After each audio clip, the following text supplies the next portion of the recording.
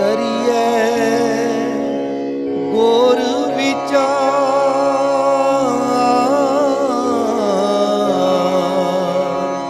ਨਾਨਕ ਬੇੜੀ ਸੱਚ ਕੀ ਤਰੀਏ ਗੁਰ ਵਿਚਾਰ।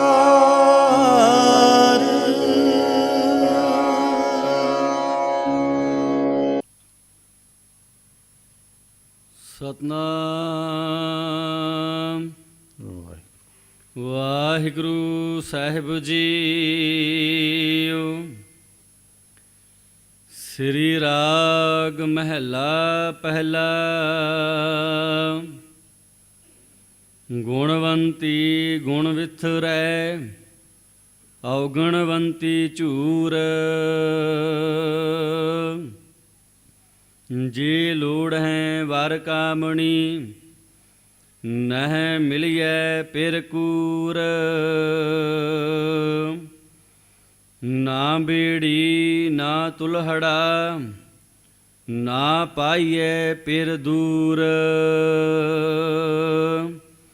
ਮੇਰੇ ਠਾਕੁਰ ਪੂਰੈ ਤਖਤ ਅਡੋਲ। ਗੁਰਮੁਖ ਪੂਰਾ ਜੇ ਕਰੇ ਪਾਈਐ ਸਾਚ ਅਤੁਲ। ਰਹਾਉ ਪ੍ਰਭ ਹਰ ਮੰਦਰ ਸੋਹਣਾ ਤਿਸ ਮੈਂ ਮਾਣਕ ਲਾਲ। ਮੋਤੀ ਹੀਰਾ ਨਿਰਮਲਾ ਕੰਚਨ ਕੋਟ ਰਿਸਾਲ। ਬਿਨ ਪੌੜੀ ਗੜ ਕਿਉ ਚੜ੍ਹੋਂ ਗੁਰ ਹਰ ਧਿਆਨ ਨਿਹਾਲ। ਗੁਰ ਪੌੜੀ ਬੇੜੀ ਗੁਰੂ ਗੁਰ ਤੁਲਹਾ ਹਰ ਨਾਉ। ਗੁਰ ਸਰ ਸਾਗਰ ਬੋਇਥੋ ਗੁਰ ਤੀਰਥ ਦਰਿਆਉ। ਜੇ ਤਿਸ ਭਾਵੈ ਉਜਲੇ ਸਤ ਸਰ ਨਾਵਣ ਜਾਉ। ਪੂਰੋ ਪੂਰੋ ਆਖੀਐ ਪੂਰੇ ਤਖਤ ਨਿਵਾਸ। ਪੂਰੇ ਥਾਨ ਸੁਹਾਵਣੇ ਪੂਰੇ ਆਸ ਨਿਰਾਸ। ਨਾਨਕ ਪੂਰਾ ਜੇ ਮਿਲੈ ਕਿਉ ਘਾਟੈ ਗੁਣ ਤਾਸ। ਵਾਹਿਗੁਰੂ ਜੀ ਕਾ ਖਾਲਸਾ ਵਾਹਿਗੁਰੂ ਜੀ ਕੀ ਫਤਿਹ। ਪਰਮ ਸਨਮਾਨਯੋਗ ਚੁਕੋ ਚੁਕ ਅਟਲ ਚਵਰ ਛਤਰ ਅਤੇ ਸਿੰਘਾਸਨ ਦੇ ਮਾਲਕ ਬਾਣੀ ਕੇ ਬੋਹਿਤ ਸਰਬ ਸਾਂਝੀਵਾਲਤਾ ਦੇ ਲਖਾਇਕ ਸ਼ਬਦ ਗੁਰੂ ਧੰਨ ਧੰਨ ਧੰਨ ਸ੍ਰੀ ਗੁਰੂ ਗ੍ਰੰਥ ਸਾਹਿਬ ਮਹਾਰਾਜ ਜੀ ਦੀ ਮੁਕੱਦਸ ਗੋਦ ਵਿੱਚ ਬਿਰਾਜਮਾਨ ਬਹੁਤ ਹੀ ਸਨਮਾਨਯੋਗ ਗੁਰੂ ਸਵਾਰੀ ਸਾਧ ਸੰਗਤ ਜੀ, ਵਡਭਾਗੇ ਹੋ ਜੋ ਇਸ ਪਦਾਰਥਵਾਦੀ ਮਾਹੌਲ ਵਿੱਚੋਂ ਉਡਾਰੀ ਮਾਰ ਅੱਤ ਰੁਝੇਵਿਆਂ ਭਰੀ ਜ਼ਿੰਦਗੀ 'ਚੋਂ ਵਕਤ ਕੱਢ ਕੇ ਬਾਕਾਇਦਾ ਗੁਰੂ ਦਰਬਾਰ ਵਿੱਚ ਪਹੁੰਚ ਕੇ ਆਪ ਜੀ ਗੁਰੂ ਕੀ ਬਖਸ਼ਿਸ਼ ਦੇ ਪਾਤਰ ਬਣ ਰਹੇ ਹੋ। ਗੁਰੂ ਸਵਾਰਿਓ, ਸਤਿਗੁਰੂ ਜੀ ਦੀ ਕਿਰਪਾ ਅਤੇ ਆਪ ਸੰਗਤ ਦੀ ਅਸੀਸ ਨਾਲ, ਸਹਿਯੋਗ ਨਾਲ ਜੋ ਲੜੀਵਾਰ ਗੁਰੂ ਗ੍ਰੰਥ ਸਾਹਿਬ ਦੀ ਕਥਾ ਵਿਚਾਰ ਤਰੀਏ ਗੁਰ ਵਿਚਾਰ ਪ੍ਰੋਗਰਾਮ ਦੇ ਮਾਤਹਿਤ ਆਪ ਜੀ ਪਿਛਲੇ ਕਈ ਮਹੀਨਿਆਂ ਤੋਂ ਸਰਵਣ ਕਰ ਰਹੇ ਹੋ। ਅਸੀਂ ਕੱਲ੍ਹ ਹਜ਼ੂਰ ਗੁਰੂ ਨਾਨਕ ਸਾਹਿਬ ਸੱਚੇ ਪਾਤਸ਼ਾਹ ਦਾ ਉਚਾਰਨ ਕੀਤਾ ਹੋਇਆ ਸ਼ਬਦ ਗੁਣਵੰਤੀ ਗੁਣ ਵੀਥਰੈ ਔਗਣਵੰਤੀ ਝੂਰ। ਜੇ ਲੋੜੈ ਵਰ ਕਾਮਣੀ ਨਹਿ ਮਿਲੀਐ ਪੇਰ ਕੂਰ। ਇੱਥੋਂ ਤੱਕ ਇਸ ਪੰਕਤੀ ਦੀ ਵਿਚਾਰ ਕੀਤੀ ਸੀ।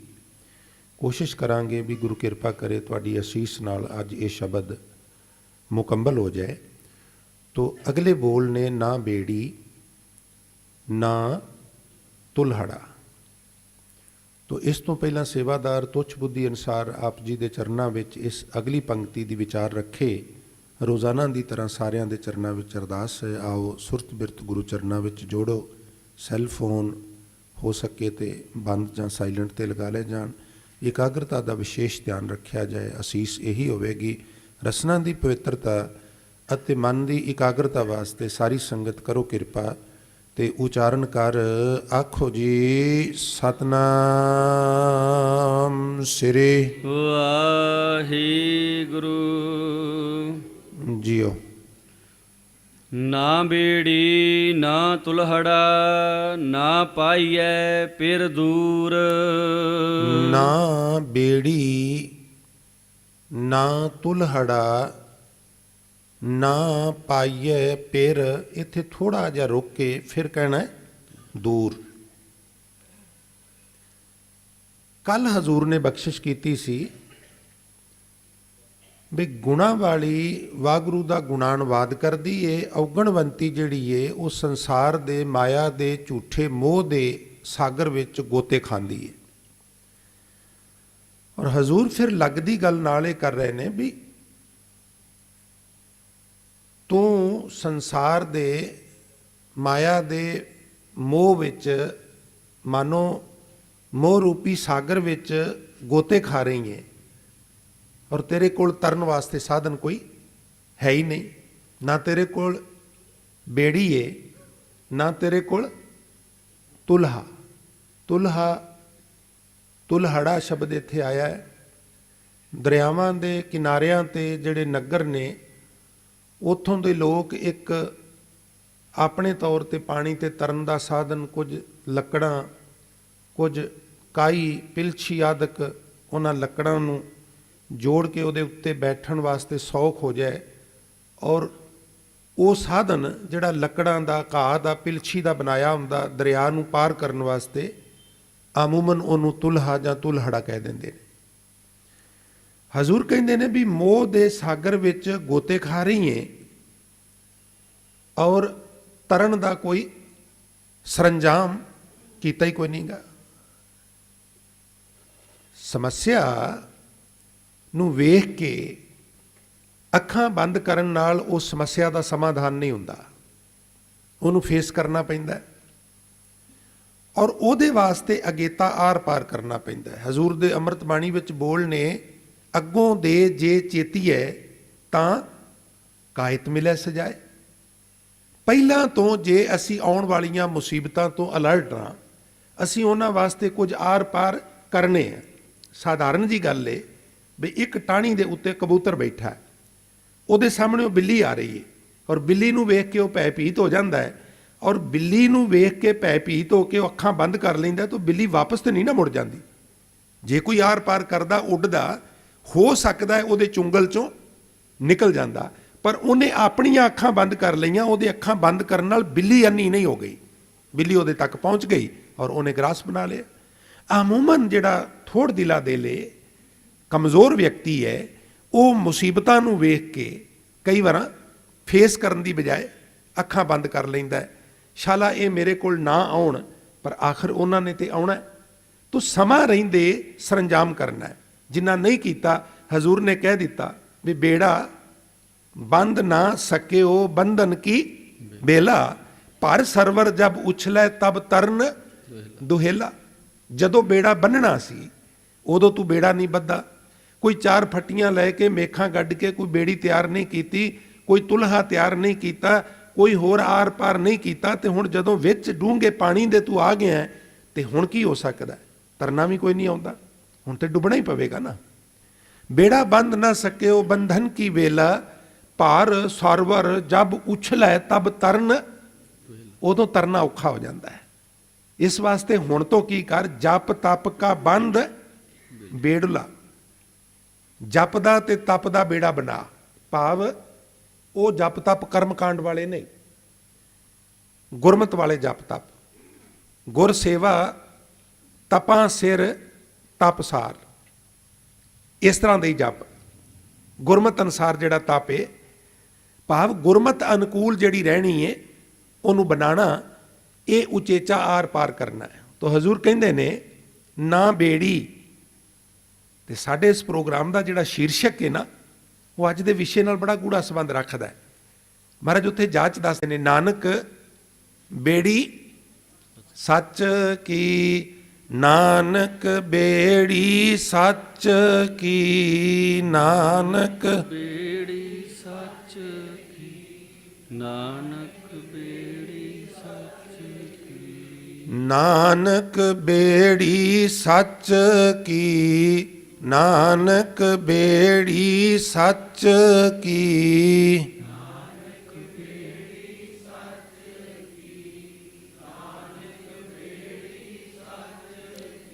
ਜੀ ਇਹ ਸੱਚ ਦੀ ਬੇੜੀ ਦੀ ਜਿਹਦੀ ਤੁਸੀਂ ਗੱਲ ਕਰਦੇ ਹੋ, ਇਹ ਤਿਆਰ ਕਿਵੇਂ ਹੁੰਦੀ ਹੈ? ਇਹਦਾ ਰਾ ਮਟੀਰੀਅਲ ਕੀ ਹੈ? ਫੱਟੀਆਂ, ਮੇਖਾਂ, ਥੌੜੀ, ਇਹ ਉਹ ਫੈਵੀਕੋਲ ਲਿਆਉਣਾ ਪੈਂਦਾ ਨਾ, ਉਹਦੀਆਂ ਜਿਹੜੀਆਂ ਜੋੜ ਨੇ ਉਹ ਬੰਦ ਕਰਨੇ ਪੈਂਦੇ ਨੇ, ਹੇਠੋਂ ਪਾਣੀ ਨਾ ਆ ਜਾਏ। ਤੋ ਇਹ ਬੇੜੀ ਦਾ ਰਾ ਮਟੀਰੀਅਲ ਕੀ ਹੈ, ਕਿਵੇਂ ਤਿਆਰ ਹੁੰਦੀ ਹੈ?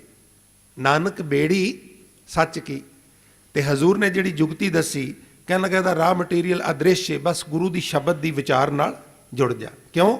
ਕਿਉਂਕਿ ਤਰੀਐ ਗੁਰ ਵਿਚਾਰ, ਤਰੀਐ ਗੁਰ ਵਿਚਾਰ। ਵਾਹ ਵਾਹ ਜੀ। ਤਰੀਐ ਗੁਰ ਵਿਚਾਰ, ਤਰੀਐ ਗੁਰ ਵਿਚਾਰ।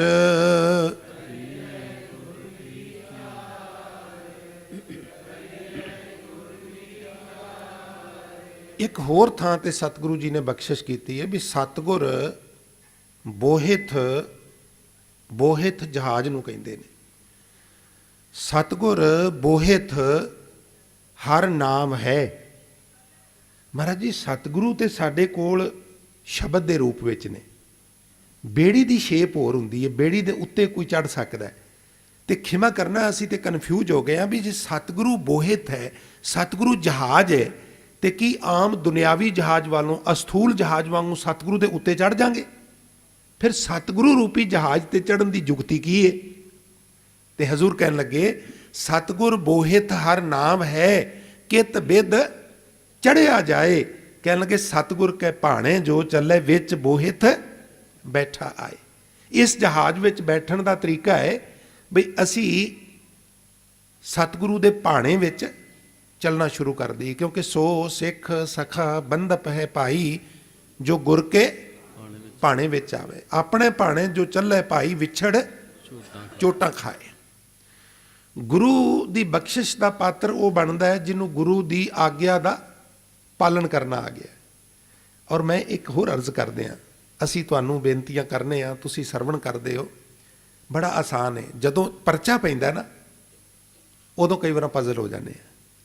ਔਰ ਉਸ ਪਰਚਾ ਬਿਲਕੁਲ ਪਰਚਾ ਟਾਈਪ ਹੀ ਜਿਹੜੀ ਇਤਿਹਾਸ ਵਿੱਚ ਗਾਥਾ ਹੈ, ਮੈਂ ਤੁਹਾਡੇ ਨਾਲ ਸਾਂਝੀ ਕਰਾਂ ਵੀ ਕਰਤਾਰਪੁਰ ਸਾਹਿਬ ਰਾਵੀ ਦੇ ਕਿਨਾਰੇ, ਜਿਹੜਾ ਹੁਣ ਵਾਲੇ ਲਹਿੰਦੇ ਪੰਜਾਬ ਵਿੱਚ ਪਾਕਿਸਤਾਨ ਦਾ ਹਿੱਸਾ ਹੈ, ਬਿਲਕੁਲ ਸਾਡੇ ਹਿੰਦੁਸਤਾਨ ਦੀ ਤੇ ਪਾਕਿਸਤਾਨ ਦੀ ਚਰਮ ਸੀਮਾ ਤੇ ਸਥਿਤ ਹੈ।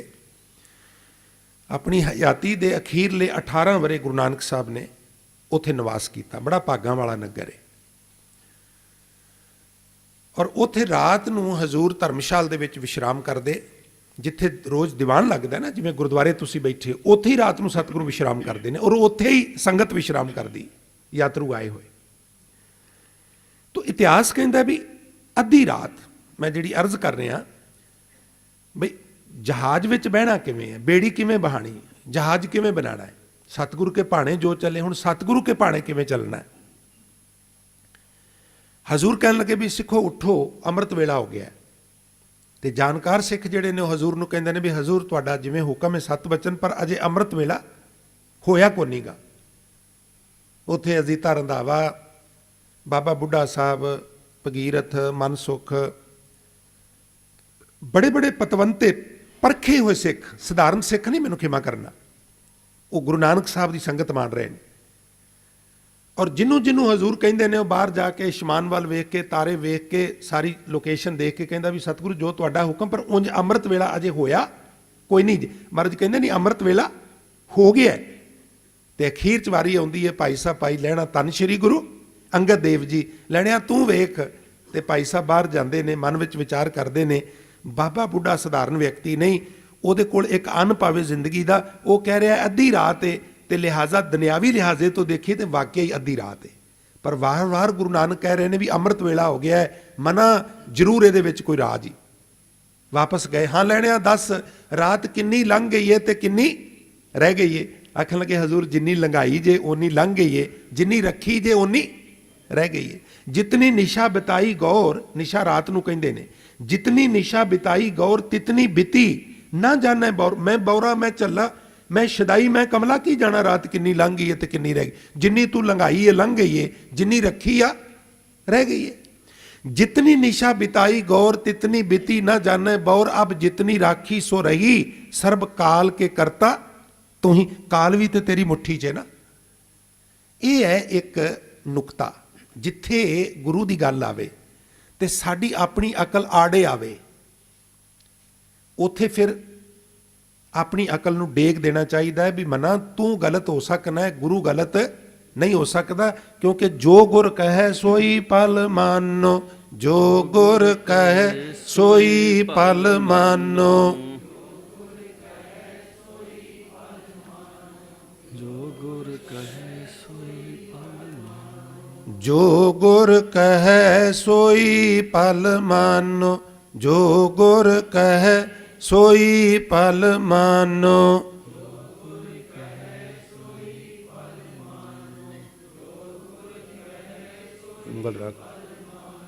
हर हर कथा निराली, हर हर कथा निराली,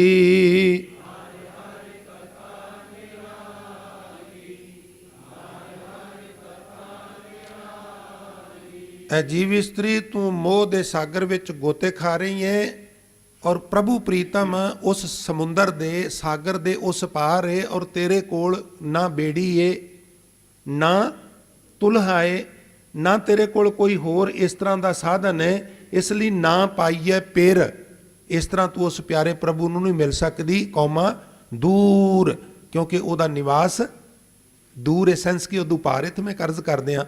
बाणी विच बड़ियां थावां ते प्रभु का टिकाणा दूर दस्सिया है, पर बड़ियां थावां ते उहनूं नेड़े भी दस्सिया है। जे सारे इकट्ठे करिए प्रमाण उधर उधर ही नेड़े वाले वध जाते।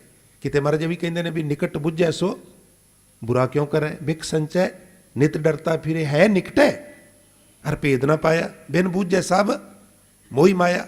नेड़े नेड़े सब कोई कहे गुरमुख भेद को विरला लहे।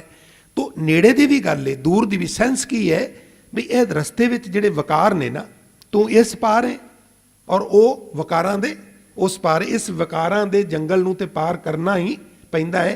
जिस कदर तू जिंदगी बशर कर रहा है या कर रही है, नह पाईए पेर दूर, क्योंकि वो उस पार है। मेरे ठाकुर पूरे तख्त अडोल, मेरा जिहड़ा वो प्रीतम है ठाकुर है पूरा तखत, जिवें वो आप पूरा है ਉਹਦਾ ਟਿਕਾਣਾ ਵੀ ਪੂਰਾ ਹੈ। ਅਹਿਲ ਟਿਕਾਣਾ ਹੈ, ਅਹਿਲ ਟਿਕਾਣਾ। ਵੈਸੇ ਤੇ ਹਰ ਪੰਕਤੀ ਵਿਆਖਿਆ ਮੰਗਦੀ ਹੈ, ਸਮਾਂ ਇਜਾਜ਼ਤ ਨਹੀਂ ਦਿੰਦਾ। ਸਭ ਕੁਝ ਹਿੱਲਣ ਵਾਲਾ ਹੈ, ਨਿਸਤੋ ਨਾਬੂਦ ਹੋਣ ਵਾਲਾ ਹੈ। ਪਰ ਜੇ ਕੁਝ ਨਹੀਂ ਹਿੱਲਣ ਵਾਲਾ ਤੇ ਉਹ ਨਿਰੰਕਾਰ ਦਾ ਟਿਕਾਣਾ ਹੈ। ਦਿਨ ਰਵ ਚੱਲੇ, ਚੱਲੇ ਮੈਨੇ ਚਲਾਇਮਾਨ, ਚਲਾਇਮਾਨ ਮੈਨੇ ਨਾਸ਼ਵੰਤ। दिन नहीं रहेगा, रात नहीं रहेगी। मैं डरा नहीं रहा, ये सच्चाई है।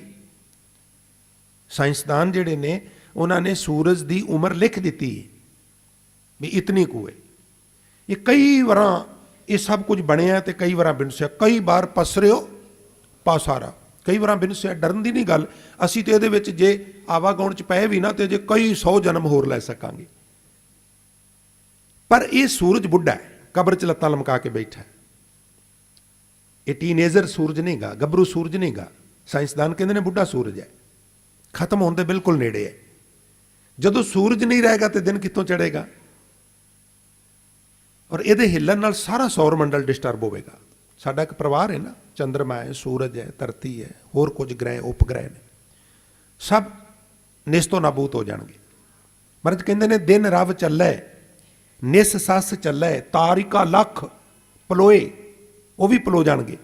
मुकाम वही एक है, नानका सच बकोए। मैं सच कहना, हमेशा रहन वाला मुकाम, प्लेस, जगह, थां ਉਹ ਸਿਰਫ ਇੱਕ ਅਕਾਲ ਪੁਰਖ ਦੀ ਹੈ। ਉਹਦਾ ਟਿਕਾਣਾ ਅਹਿਲ ਹੈ। ਗੁਰਮੁਖ ਪੂਰਾ ਜੇ ਕਰੇ ਪਾਈਐ ਸਾਚ ਅਤੋਲ। ਸਦਾ ਥਿਰ ਅਕਾਲ ਪੁਰਖ ਵਾਹਿਗੁਰੂ ਜਿਹੜਾ, ਇਸ ਪੰਕਤੀ ਦੇ ਅਰਥ ਨੇ ਜਿਹੜੇ, ਸਦਾ ਥਿਰ ਅਕਾਲ ਪੁਰਖ ਵਾਹਿਗੁਰੂ ਜਿਹੜਾ ਹੈ, ਜਿਹਨੂੰ ਨਾਪਿਆ ਨਹੀਂ ਜਾ ਸਕਦਾ, ਜਿਹਨੂੰ ਤੋਲਿਆ ਵੀ ਨਹੀਂ ਜਾ ਸਕਦਾ, ਉਹ ਤਾਂ ਮਿਲਦਾ ਹੈ ਵੀ ਗੁਰਮੁਖ ਪੂਰਾ ਜੇ ਕਰੇ। ਇੱਥੇ ਗੁਰਮੁਖ ਦੇ ਅਰਥ ਗੁਰੂ ਕੀਤੇ ਗਏ ਨੇ ਸਾਧ ਸੰਗਤ। ਜੇ ਪੂਰਾ ਗੁਰੂ ਕਿਰਪਾ ਕਰੇ ਤੇ ਆਤਮਾ ਨੂੰ ਪਰਮਾਤਮਾ ਨਾਲ ਮਿਲਾ ਦਿੰਦਾ ਹੈ। ਜਦੋਂ ਤੱਕ ਪੂਰੇ ਗੁਰੂ ਦੀ ਬਖਸ਼ਿਸ਼ ਨਹੀਂ ਹੁੰਦੀ। ਬੜੀਆਂ ਉਦਾਹਰਨਾਂ ਤੁਸੀਂ ਇਸ ਗੱਲ ਤੇ ਸੁਣੀਆਂ ਹੋਣਗੀਆਂ ਵੀ ਸਾਡੇ ਪੰਜਾਬੀ ਦੀ ਤਾਂ ਕਹਾਵਤ ਬਣ ਗਈ ਬਈ ਸ਼ਾਹ ਬਿਨਾ ਪਤ ਨਹੀਂ ਤੇ ਗੁਰੂ ਬਿਨਾ ਗਤ ਨਹੀਂ। ਗੁਰਬਾਣੀ ਦੀਆਂ ਉਦਾਹਰਨਾਂ ਵੀ ਤੁਸੀਂ ਜਿਸ ਤਰ੍ਹਾਂ ਦੇ ਆਡੀਅנס ਬੈਠੇ ਹੋ, ਆਈ ਥਿੰਕ ਵੀ ਬਹੁਤ ਸਾਰਿਆਂ ਨੂੰ ਇਸ ਟੌਪਿਕ ਤੇ ਉਦਾਹਰਨਾਂ ਵੀ ਯਾਦ ਹੋਣਗੀਆਂ ਵੀ ਗੁਰੂ ਦੀ ਬਖਸ਼ਿਸ਼ ਦੇ ਪਾਤਰ ਬਣਨਾ ਬੜਾ ਜ਼ਰੂਰੀ। ਪਰ ਇਹਨੂੰ ਸੌਖੇ ਢੰਗ ਨਾਲ ਸਮਝਣਾ ਹੋਵੇ ਨਾ, ਗੁਰੂ ਤੋਂ ਬਿਨਾ ਪ੍ਰਭੂ ਦੀ ਪ੍ਰਾਪਤੀ ਨਾਮੁਮਕਿਨ ਹੈ। ਇੰਜ ਜਿਸ ਤਰ੍ਹਾਂ ਕੋਈ ਵਿਅਕਤੀ ਆਪਣੇ ਬੂਟ ਦੇ ਤਸਮੇ ਪਕੜ ਕੇ ਆਪਣੇ ਆਪ ਨੂੰ ਉੱਪਰ ਨਹੀਂ ਉਠਾ ਸਕਦਾ।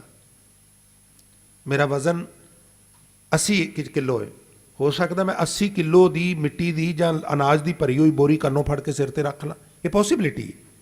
ਆਪਣੇ ਵਜ਼ਨ ਨਾਲੋਂ ਜ਼ਿਆਦਾ ਵਜ਼ਨ ਵੀ ਕੋਈ ਚੁੱਕ ਸਕਦਾ ਹੈ, ਪਰ ਕੋਈ ਵੀ ਵਿਅਕਤੀ ਸੰਸਾਰ 'ਚ ਇਸ ਤਰ੍ਹਾਂ ਦਾ ਤੁਹਾਨੂੰ ਨਹੀਂ ਮਿਲੇਗਾ ਜਿਹੜਾ ਆਪਣੇ ਬੂਟ ਤੇ ਤਸਮੇ ਪਕੜ ਕੇ ਆਪਣੇ ਆਪ ਨੂੰ ਉੱਪਰ ਉਠਾ ਲੈ। ਇਹ ਪੋਸੀਬਲ ਨਹੀਂ। ਜਿਸ ਤਰ੍ਹਾਂ ਆਪਣੇ ਬੂਟ ਦੇ ਤਸਮੇ ਪਕੜ ਕੇ ਆਪਣੇ ਆਪ ਨੂੰ ਉੱਪਰ ਉਠਾਉਣਾ ਨਾਮੁਮਕਿਨ ਹੈ, ਇਸੇ ਤਰ੍ਹਾਂ ਦੁਨੀਆ ਦਾ ਕੋਈ ਵੀ ਕਸਬ ਬਿਨਾਂ ਇੰਸਟ੍ਰਕਟਰ ਤੋਂ ਹੋ ਸਕਦਾ ਕੋਈ ਸਿੱਖ ਲੈ, ਪਰ ਗੁਰੂ ਬਿਨਾਂ ਪਰਮਾਤਮਾ ਦੀ ਪ੍ਰਾਪਤੀ ਨਾਮੁਮਕਿਨ ਹੈ। ਬਿਨ ਸਤਗੁਰ ਕਿਨੈ ਨਾ ਪਾਇਓ, ਬਿਨ ਸਤਗੁਰ ਕਿਨੈ ਨਾ ਪਾਇਆ। ਸਤਗੁਰ ਵਿੱਚ ਆਪ ਰੱਖਿਓ। ਔਰ ਗੁਰੂ ਮਾਰਗ ਦਰਸ਼ਨ ਕਰਦਾ ਹੈ ਸਾਡਾ। ਮੈਂ ਗੁਰਬਾਣੀ ਦਾ ਇੱਕ ਸ਼ਬਦ ਤੁਹਾਡੀ ਨਜ਼ਰ ਕਰ ਦਿਆਂ, ਕਿਉਂਕਿ ਸਿੱਖ ਦੀ ਖਾਤਰ ਗੁਰਬਾਣੀ ਨਾਲ ਹੁੰਦੀ ਹੈ। ਇੱਥੇ ਹਜ਼ੂਰ ਕਹਿੰਦੇ ਨੇ ਗੁਰਮੁਖ ਪੂਰਾ ਜੇ ਕਰੇ, ਜੇ ਪੂਰਾ ਗੁਰੂ ਕਿਰਪਾ ਕਰੇ ਤੇ ਫਿਰ ਨਿਰੰਕਾਰ ਮਿਲਦਾ, ਅਦਰਵਾਈਜ਼ ਨਹੀਂ ਮਿਲਦਾ। ਉਹਦੀ ਬਖਸ਼ਿਸ਼ ਦੇ ਪਾਤਰ ਕਿਵੇਂ ਬਣਨਾ? ਉਹਦੇ ਕੋਲ ਜਾਵਾਂਗੇ, ਉਹਦੀ ਗੱਲ ਸੁਣਾਂਗੇ, ਉਹਦੀ ਗੱਲ ਮੰਨਾਂਗੇ, ਫਿਰ ਉਹਨੂੰ ਤਰਸ ਆਵੇਗਾ, ਅਦਰਵਾਈਜ਼ ਨਹੀਂ ਆਵੇਗਾ। ਭਗਤ ਕਬੀਰ ਸਾਹਿਬ ਮਹਾਰਾਜ ਦਾ ਸ਼ਬਦ ਹੈ, ਸ਼ਬਦ ਦਾ ਸਰਲੇਖ ਵੀ ਬੜਾ ਅਦਭੁਤ ਹੈ। ਸਰਲੇਖ ਹੈ ਬਾਣੀ ਭਗਤ ਕਬੀਰ ਜੀਓ ਕੀ ਨਾਲ ਰਲਾਏ ਲਿਖਿਆ ਮਹਲਾ ਪੰਜਵਾਂ। ਬਿਲਕੁਲ ਸਪਸ਼ਟ ਹੈ ਵੀ ਇਹ ਹੇਠ ਲਿਖਿਆ ਸ਼ਬਦ ਦੋ ਬਾਣੀਕਾਰਾਂ ਦਾ, ਇੱਕ ਬਾਣੀਕਾਰ ਦਾ ਨਹੀਂ। ਸ਼ਬਦ ਦੇ ਸ਼ੁਰੂਆਤੀ ਬੋਲ ਨੇ ਐਸੋ ਅਚਰਜ ਦੇਖਿਓ ਕਬੀਰ। ਮੈਂ ਐਕਸਪਲੇਨ ਕਰ ਰਿਹਾ, ਪੂਰੇ ਗੁਰੂ ਤੋਂ ਬਿਨਾ ਆਤਮਾ ਪਰਮਾਤਮਾ ਵਿੱਚ ਵਿਲੀਨ ਨਹੀਂ ਹੋ ਸਕਦੀ। ਤਸੱਲੀ ਵਾਸਤੇ ਮੈਂ ਉਦਾਹਰਨ ਦੇ ਰਿਹਾ। ਐਸੋ ਅਚਰਜ ਦੇਖਿਓ ਕਬੀਰ। ਇੱਕ ਮੈਂ ਬੜਾ ਅਦਭੁਤ ਕੌਤਕ ਵੇਖਿਆ, ਬੜਾ ਅਚਰਜ ਕੌਤਕ ਵੇਖਿਆ, ਹੈਰਾਨ ਕੁਨ ਗੱਲ ਵੇਖੀ ਹੈ ਕਿ ਦਦ ਕਹਿ ਭੋਲੇ, ਦਦ ਮੈਨੇ ਦਹੀਂ, ਭੋਲੇ ਮੈਨੇ ਭਲੇਖੇ। ਲੋਕ ਦਹੀਂ ਦੇ ਭਲੇਖੇ ਬਿਰੋਲੇ ਨੀਰ ਪਾਣੀ ਨੂੰ ਰਿੜਕ ਰਹੇ ਨੇ। ਵੇਖੋ ਨਾ, ਕੋਈ ਚਾਟੀ 'ਚ ਦਹੀਂ ਪਾ ਕੇ ਕਿਲੋ 2 ਕਿਲੋ ਸਿਰ 2 ਸਿਰ 4 ਸਿਰ ਉਹਦੇ 'ਚ ਮਧਾਣੀ ਪਾਏ ਤੇ ਉਹਦੇ 'ਚੋਂ ਮੱਖਣ ਮਿਲਦਾ ਹੈ। ਕੋਈ ਤਜਰਬੇਕਾਰ ਪਾਏ ਤੇ ਥੋੜ੍ਹੇ ਸਮੇਂ 'ਚ ਜ਼ਿਆਦਾ ਆਊਟਪੁੱਟ ਲੈ ਲੇਗਾ। ਕੋਈ ਅਲੜ ਕੁੜੀ ਪਾ ਕੇ ਬਹਿ ਜਾਏ ਵੀ ਛੇਤੀ ਛੇਤੀ ਕਰਨਾ ਹੈ ਤੇ ਜਾ ਕੇ ਸੀਰੀਅਲ ਵੇਖਣਾ ਹੈ ਤੇ ਉਹ ਥੋੜਾ ਘੱਟ ਨਿਕਲ ਆਵੇਗਾ, ਨਿਕਲੇਗਾ ਫਿਰ ਵੀ ਜ਼ਰੂਰ। ਇਹ ਵੀ ਇੱਕ ਸੰਕੇਤ ਜੀ, ਆ ਜਿਹੜਾ ਅਸੀਂ ਕੰਮ ਕਰ ਰਹੇ ਹਾਂ ਨਾ, ਇਹ ਰੇੜਕਾ ਹੈ। ਇਹਨੂੰ ਹਜ਼ੂਰ ਅੰਮ੍ਰਿਤ ਬਾਣੀ ਵਿੱਚ ਕਹਿੰਦੇ ਨੇ ਹਰ ਕਾ ਬਿਲੋਵਨਾ ਬਿਲੋਵੋ ਮੇਰੇ ਭਾਈ, ਸਹਿਜ ਬਿਲੋਵੋ ਜੈਸੇ। ਇਹ ਵਿਚਾਰ ਹੈ ਨਾ, ਜਿਹੜੀ ਵਿਚਾਰ ਗੁਰਮੁਖ ਪਿਆਰੇ ਸ਼ਬਦ ਪੜ੍ਹਦੇ ਨੇ, ਇਹ ਹੇਠਾਂ ਪੜ੍ਹਨ ਸਾਜ ਜਿਸ ਤਰ੍ਹਾਂ ਪੜ੍ਹ ਰਹੇ ਨੇ, ਬੜਾ ਸੁੰਦਰ। ਔਰ ਵਿਚਾਰ ਮੇਰੀ ਜਾਚੇ, ਮੈਂ ਗਲਤ ਵੀ ਹੋ ਸਕਣਾ, ਇਹ ਹਮੇਸ਼ਾ ਠਰਮੇ 'ਚ ਹੋਣੀ ਚਾਹੀਦੀ।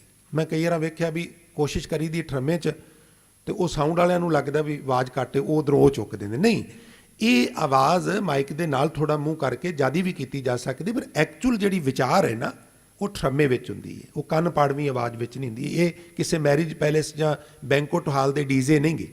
ਇਹ ਕੀ ਹੈ? ਇਹਨੂੰ ਹਜ਼ੂਰ ਕਹਿੰਦੇ ਨੇ ਵੀ ਜਿਵੇਂ ਨਿੱਕੀ ਨਿੱਕੀ ਬਾਰਿਸ਼ ਦਾ ਮੀਂਹ ਨਹੀਂ ਪੈਂਦਾ, ਨਿੱਕੀ ਕਣੀ ਦੀ ਮੀਂਹ, ਡ੍ਰਿਜ਼ਲਿੰਗ,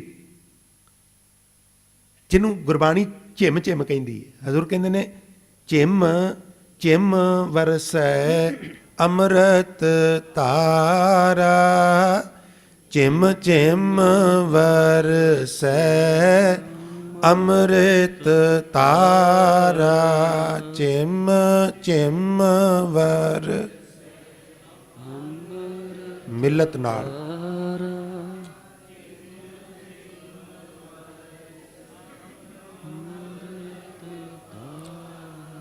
ਜੀ ਚਿਮ ਚਿਮ ਵਰਸੈ ਅੰਮ੍ਰਿਤ ਧਾਰਾ, ਚਿਮ ਚਿਮ ਵਰਸੈ ਅੰਮ੍ਰਿਤ ਧਾਰਾ, ਚਿਮ ਚਿਮ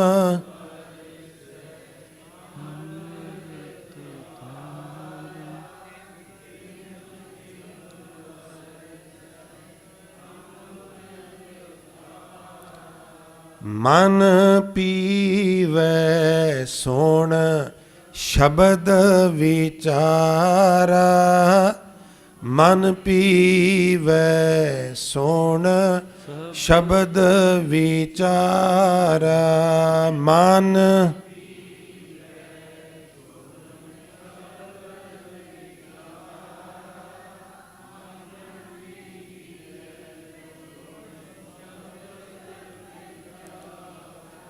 ਚਿਮ ਚਿਮ ਵਰਸੈ ਅੰਮ੍ਰਿਤ ਧਾਰਾ, ਚਿਮ ਚਿਮ ਵਰਸੈ ਅੰਮ੍ਰਿਤ ਧਾਰਾ, ਚਿਮ ਚਿਮ। ਸਾਰੇ ਕਿਰਪਾ ਕਰੋ।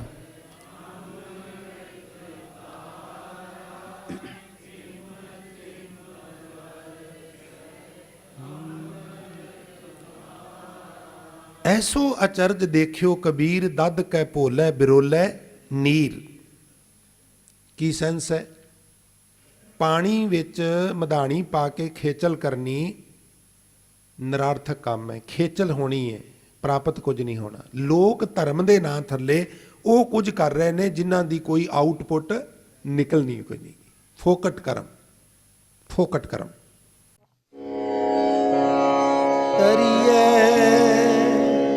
ਗੁਰ ਵਿਚਾਰ,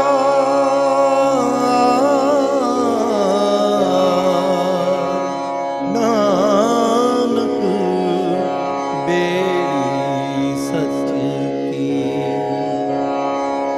ਕਰੀਏ ਗੁਰ ਵਿਚਾਰ,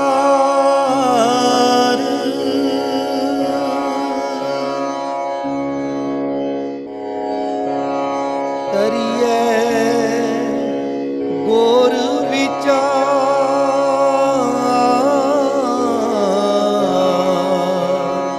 ਨਾਨਕ ਬੇੜੀ ਸੱਚ ਕੀ। ਕਰੀਏ ਗੁਰ ਵਿਚਾਰ,